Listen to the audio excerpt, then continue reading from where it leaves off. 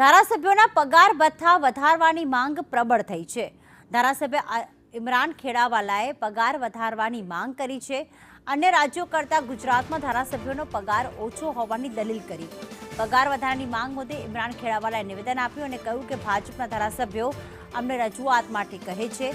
ધારાસભ્યોને મળતી ગ્રાન્ટ 5 કરોડ કરવાની પણ માંગ ઉઠી છે। ભાજપના ધારાસભ્ય વીડી ઝાલાએ નિવેદન આપ્યું કે ગ્રાન્ટ વધારે મળે તો વધારે કામ થઈ શકે, પૂરતી ગ્રાન્ટ મળે તેવી ધારાસભ્યોની લાગણી છે। તો પૂર્વ ધારાસભ્યોને પેન્શન આપવાની પણ માંગ કરવામાં આવી।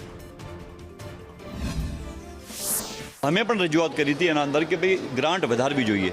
જે પ્રમાણે અત્યારે 1.5 કરોડ રૂપિયાની જે ગ્રાન્ટ ધારાસભ્યને આપવામાં આવે છે તો એ 5 કરોડ રૂપિયાની કરવી જોઈએ।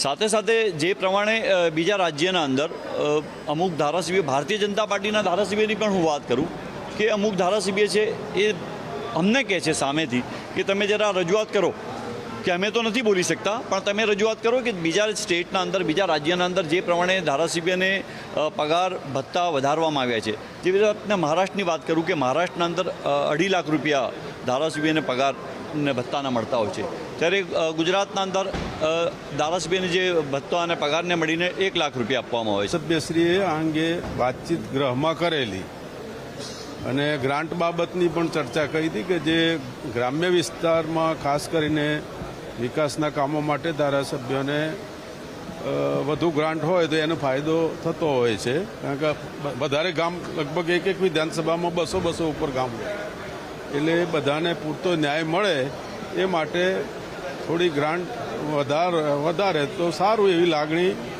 ધારાસભ્યશ્રીઓની છે। અને એક્સ એમએલએ કાઉન્સિલે પણ એના જે અમુક ગરીબ, જે ગામડાના જે અમુક ગરીબ એવા હોય છે ધારાસભ્યો કે જેમની હાલત અત્યારે એક વખત નીકળી ગયા પછી બહુ ખરાબ હાલત હોય છે, એના માટે એમની પણ એક રજૂઆત છે। એટલે હવે સરકારશ્રી એના અંગે સરકારશ્રી યોગ્ય અંગે નિર્ણય કરશે।